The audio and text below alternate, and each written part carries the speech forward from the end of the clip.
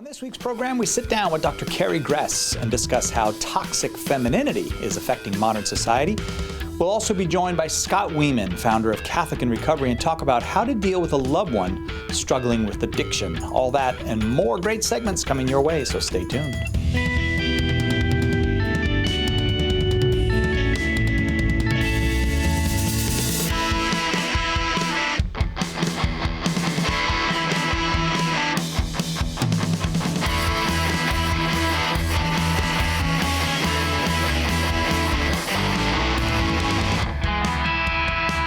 On the line is Zach in Vancouver, British Columbia, and the question is essentially, unless I'm mistaken, Zach, and you can correct me, but is it necessary to receive the Eucharist in order to be saved?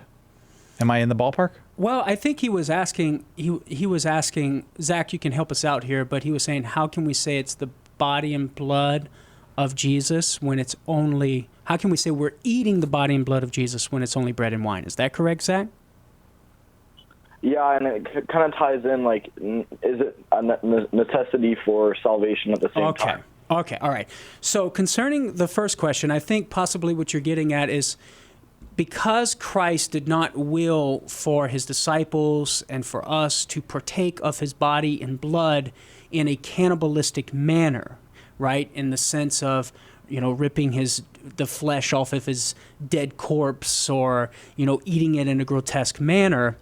So how, if Christ didn't will for us to partake of it in that way, well, then, therefore, it must only be bread and wine. And that seems to be what you're getting at, I'm assuming here. So I would simply say that we would have to look at what Christ intends to mean, both in the Bread of Life discourse in John 6 and at the Last Supper.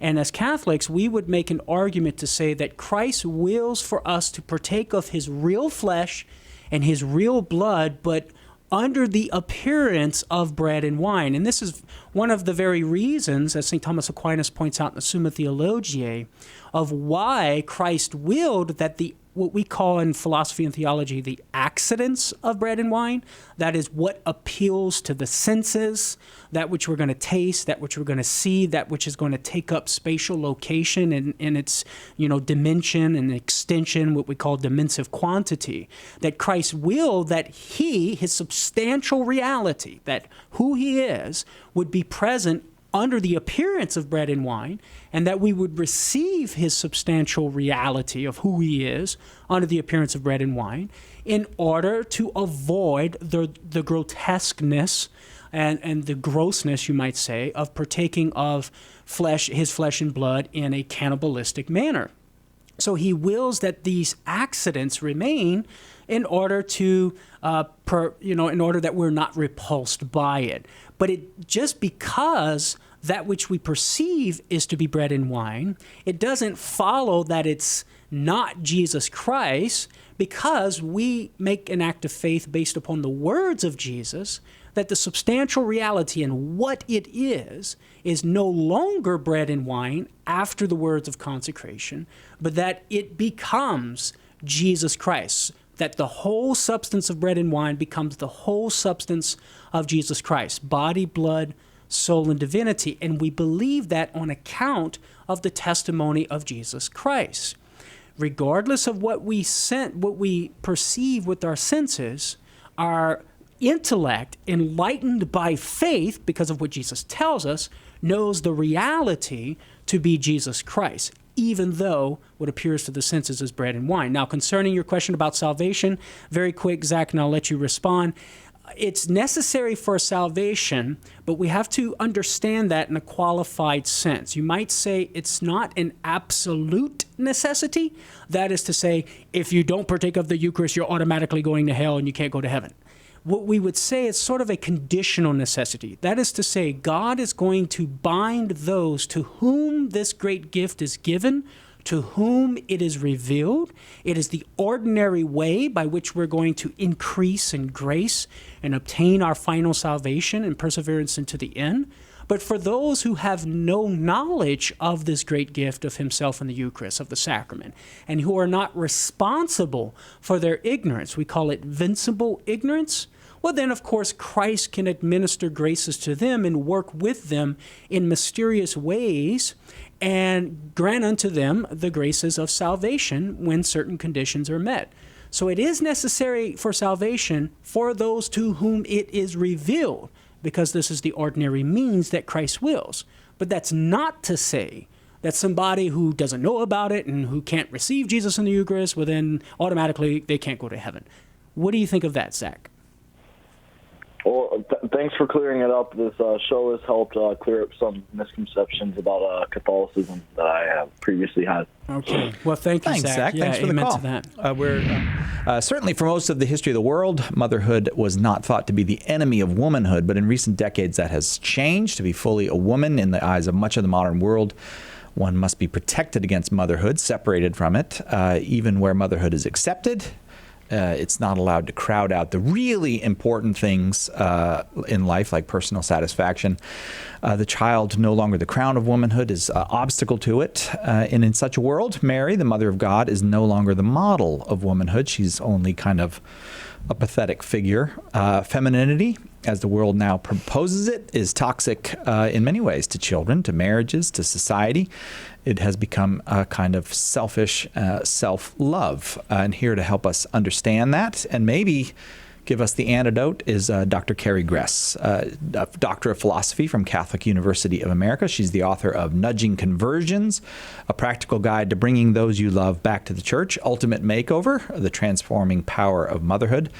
And the very popular The Marian Option, God's Solution to a Civilization in Crisis. And she's got a bunch of other books. It's too many to list here, but the newest one is The Anti-Mary, Exposed, Rescuing Culture from Toxic Femininity. Dr. Carrie Gress, thank you for coming in studio today. Thank you. My pleasure to be here. I've always enjoyed chatting with you, but it's especially nice to get to actually meet you in person. It is amazing how finally, after all these years. I know, it's we weird. do in I person. always find it weird that when you have Skype, we've met over Skype, so it's almost the same thing, but it's still not quite there.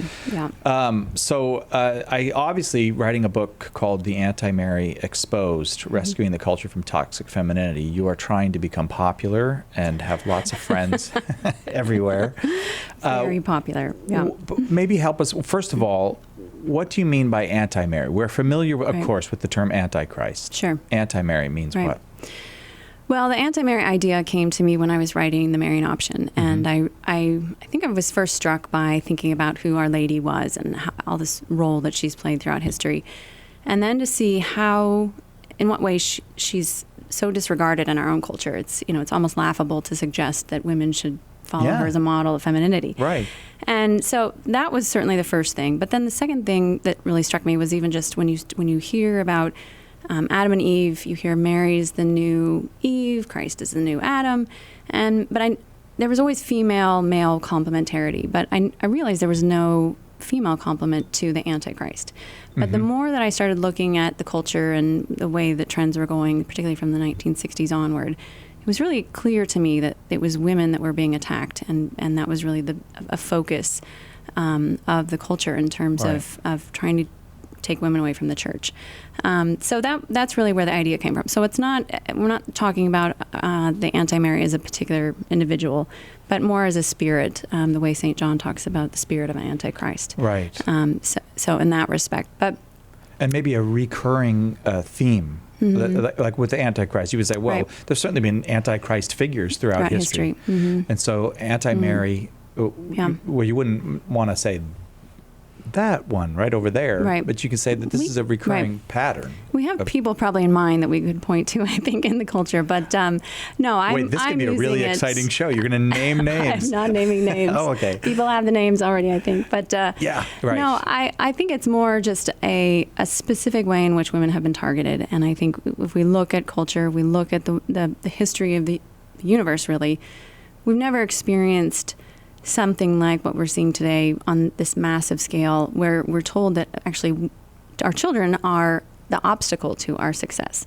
Women have never looked at their children that way. Yes, of course, abortion and all these other things existed, but not on the massive scale that we see now, where it's 3,000 abortions a day in our own country, Yeah. where it's actually celebrated and as something good to make your children the enemy, and that's just something completely historically anomalous. And I think everything flows out of that, all this destruction that we're seeing in the culture, and even this notion of toxic femininity comes from that, because we've really turned the vices of women into virtues in our culture. Well, So that's, I think, indeed. how to frame it. Okay, so maybe part of toxic femininity is the creation of the phrase toxic masculinity. I'm not sure. No, I think is that what you're kind of hinting at? Is that this is a tool of a kind of toxic thing itself? Right. No, absolutely. Because one of the things that's fascinating about this dynamic, and I spent a lot of time even looking at fairy tales and sort of who's the protagonist, who's the antagonist in fairy tales. And, in our own culture, it's, in a fairy tale, you always see sort of there's the wicked witch, or the older woman who feels like her power is going to be usurped by someone who's younger and, an upstart that's more beautiful. Mm-hmm. And so we don't see that pattern in our own culture necessarily. What we see is women who really want to just be like men, who are striving to be like men, but at the same time, they don't want men to be men. So it's this really weird dichotomy where you see women saying, we want to be like you, we can be better than you, we can beat you in everything. Right. But you have to change because what you're doing is toxic. So it's this odd dynamic that's going on between men and women at this stage. But at the heart of it, too, is it's, ironically, women think that they are trying to become like men, but at the same time, and are mimicking that, but at the same time, they're trying to sort of elevate womanhood. So there's a lot of mixed messages and unclarity about it. Right. And and obviously a lot of it starts back in the 60s. And well, a pure lie is not very appealing. A lie mixed with truths. And it's certainly true that there's something about women that wants to be heroic, and that and you think of I don't remember the writer. I think it was maybe Saint Bernard of Clairvaux saying, when Mary is kind of given this is what you're being offered, you just have to say yes, and then the whole world can be saved. This image of all the angels and saints gathered around just waiting for Mary's yes. And so you have this idea of, but it's a natural thing for a woman to want to be heroic in self-giving, but so you don't, I suppose what I'm trying to say is this toxic femininity doesn't do away with that, but then it exaggerates it or distorts it into a manly kind of heroism. So it's a twisting of the truth. Yeah, I would actually say, I don't know that I would characterize it as heroism. I think it would be more just this deep desire to do good, to bring good to to bring the good to other people's lives. And you can see this very clearly in even the women's movement. I mean, there's Phyllis Chesler's a feminist who's written a new book called The Politically Incorrect Guide to Feminism. And in it, she just goes on list after list of describing all the things that they thought they were doing that were great for women, taking them to get abortions and, all kinds of things. And so you can see that desire is very deep in the heart of women.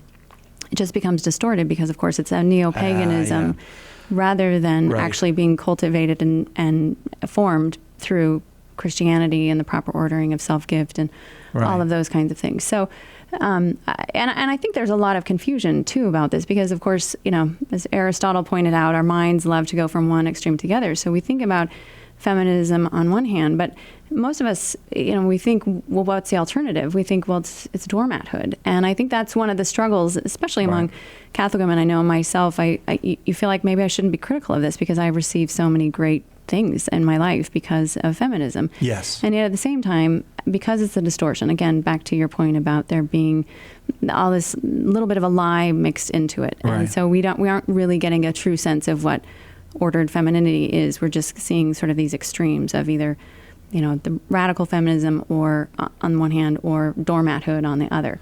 And I think that's the real task at hand, especially with this book, is to try and where's the middle of that? How do we help understand it in a way that's healthy and life-giving and ultimately will make us happy? I have an adult son that has been struggling with alcohol. He's been through everything you can imagine, even the legal system. I, as a mom, my firstborn, and a Catholic, and he was raised Catholic, I keep God first. I pray daily. I go to Mass. I, do the rosary for him. But I'm not getting through to him. And it hurts so much. I've even told him, you're going to have to get out. You're going to do this. You're going to do that. Or I'm cutting you off. I asked him this morning to go to Mass, and he said, yeah, sure. But there's I'm not reaching him. Okay. Scott, how do you answer that? Thanks for calling, Veronica. You're in a hard place, and you're not alone. I wonder what you're doing to care for yourself. I think that oftentimes we get into the process of seeking to heal other people or to take on the battles of other people, which comes out of love, and it's something that we can do. We can certainly stand by someone, but we can't do some of the hard internal work for them. And, oftentimes when attempting to do so, we neglect the things that we're doing for ourselves. So it sounds like you're, tending to your spiritual life, attending daily Mass, praying the rosary, and really continuing to foster a relationship with Jesus. Crucial. But I wonder what your life would look like if this wasn't a part of your life, and how you can do some of those things. If your son was healthy, what would your life look like? And can maybe spend some time conceptualizing that, and then how can I incorporate some of those things that my life would look like into my life now? Assuming and understanding that yes, this is a part of my family right now, and I can also go about taking care of myself, maintaining my own health, doing the things that I like to do. I know that it's a challenge, and we, as family members, as loved ones of someone with an addiction, we often just jump in the pit with them rather than sending a rope, or unfortunately or fortunately, may not be you, but it may be the healing touch or the care of another person that helps him along the way. That is in God's timing and in God's plan. But in the moment, I recognize you are not alone in this. I think that that's clear by the calls that we've had and callers that we've had. But certainly locally, you can probably find some resources of individuals who have been through a similar situation, are going through a similar situation, and connecting with them. Because, as it's been alluded to before, when we isolate in this, and we then that's when fear, that's when our the space between our ears can really get the best of us, and thinking that I'm all alone. I need to do this myself. I just need to dig in a little bit deeper and a little bit further. And or maybe I'm the problem. All these different things can come in isolation. When we extend ourselves, find fellowship, and unite with others who are in a similar place, that can provide answers and healing, and perhaps even just it's going to be okay touch. Yeah, right. That can do wonders. Okay, Veronica, your response. I totally agree, and I have isolated myself. I basically go to work, go to Mass. I have a 18-year-old that just graduated from high school that I have neglected her because of my son's issues. So, and I have been through all of those, I'm the problem, it's my fault he's this way, the denial. And I recently, because he's in group therapy, he goes to meetings, and one of his therapists told me to get involved myself with groups and do something.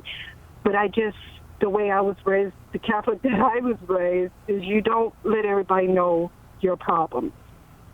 And I just can't figure how to change this.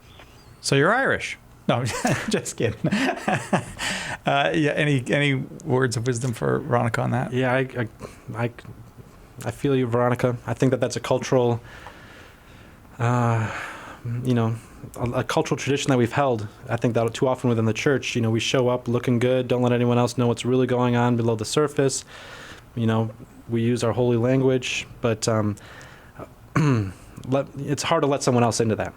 I mean, you're calling a national Catholic radio station and sharing about it, and I'm sure that even just the relief that comes with talking about it can be very therapeutic yourself. But I would agree with the advice that you're getting is be a part of it. You don't have to take ownership of the problem, but also recognize that you can find healing yourself.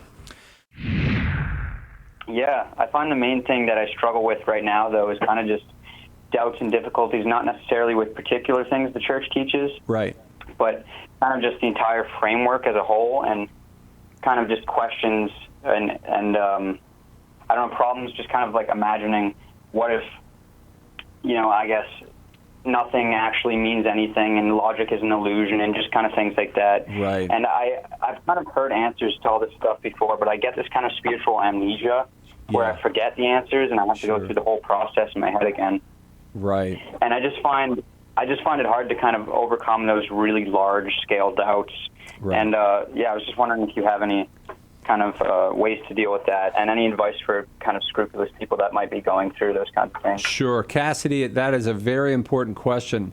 The first thing that comes to my mind with you, my brother, is a spiritual director.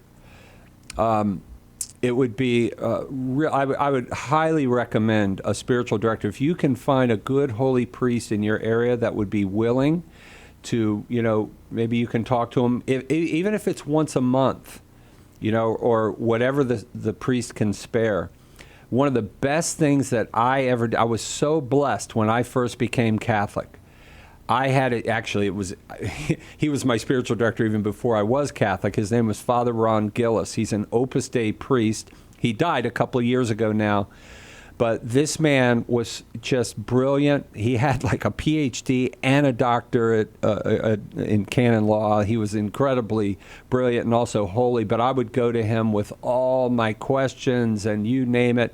And he was so patient with me. He's one of the reasons why I'm here right now. In fact, Father Ron Gillis, please pray for me. And I am praying for him too. He's not canonized yet. But for me, my brother, spiritual direction changed my life because he was able to guide and direct me and get me the books that I needed to read. He would give me book after book, and I would read them, and I would go to evenings of recollection. By the way, I recommend Opus Dei priests in general.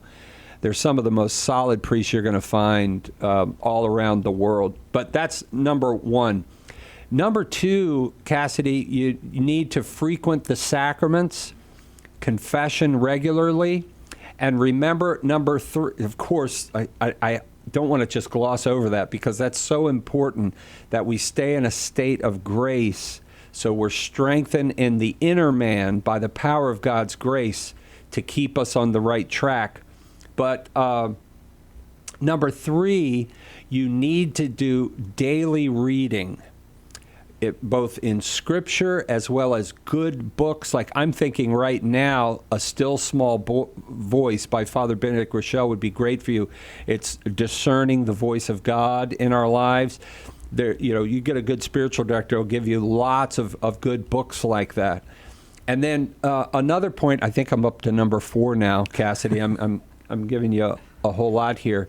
But remember that doubts are going to come. That is normal for we human beings this side of the veil. Questions are absolutely normal. Who was it that said, Si, 1,000 questions do not add up to one doubt? I know it was, when in doubt, just say St. Augustine, but I don't remember. That's so funny because I was going to say St. Augustine. I don't remember which father. I think it was a father of the church. Actually, it might have been John Henry Newman said that.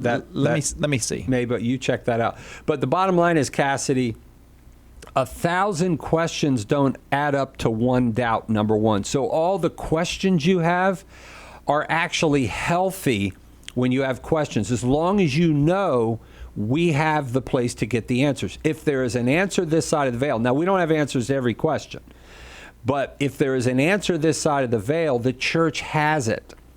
And so be of good cheer, right? When you have 1,000 questions, that's a good thing. That's a healthy thing. Now, doubt, that gets into the area of trouble because now doubts can, like I said, can and will come.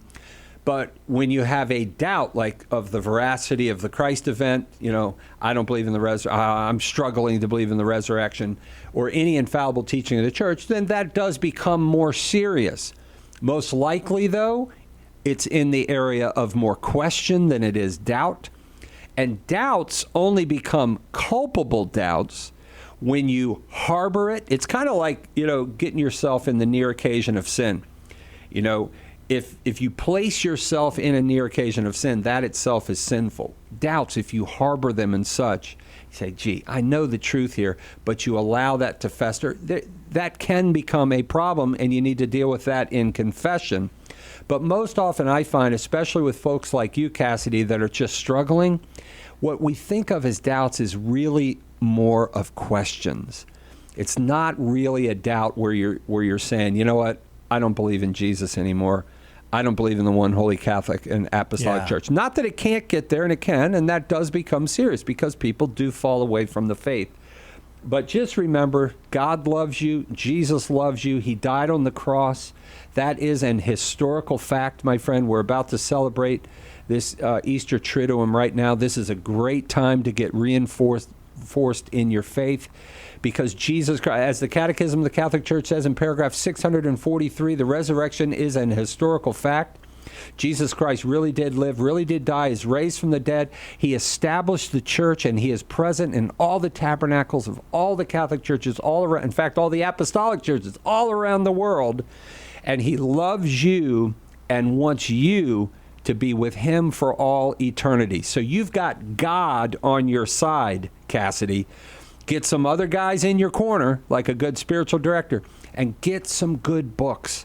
We really do need to turn the television off. Sometimes get good books, CDs, DVDs. Listen to the faith. You know, sometimes we have trouble with our faith, Cassidy, and I'm not saying this is the case with you because I don't know you, but sometimes we have problems with our faith because we're not feeding it. Mm-hmm. You know, if you don't feed your faith, if you're just watching stuff you shouldn't watch or looking at stuff you shouldn't look at and falling into sin all the time, and then, oh boy, why am I doubting the faith? Well, it's because you're not feeding the faith. That's a possibility as well. And so you need to regularly feed the faith. Just like if you want your body to grow, you got to give it protein, you got to give it nourishment. You've got to give your faith nourishment as well. And we've got tens of thousands of free pages for you at Catholic.com. Check it out to feed your faith, as well as a bookstore that is filled with goodies. Thanks for watching Catholic Answers. Join us on our live radio broadcast every weekday from 3 to 5 Pacific and 6 to 8 Eastern on EWTN Radio or the EWTN app. Find more videos and live streams on our YouTube channel at youtube.com/CatholicCom, or find us on Facebook simply by searching Catholic Answers. Jesus Christ is the light of the nations, and we'll see you next week on Catholic Answers.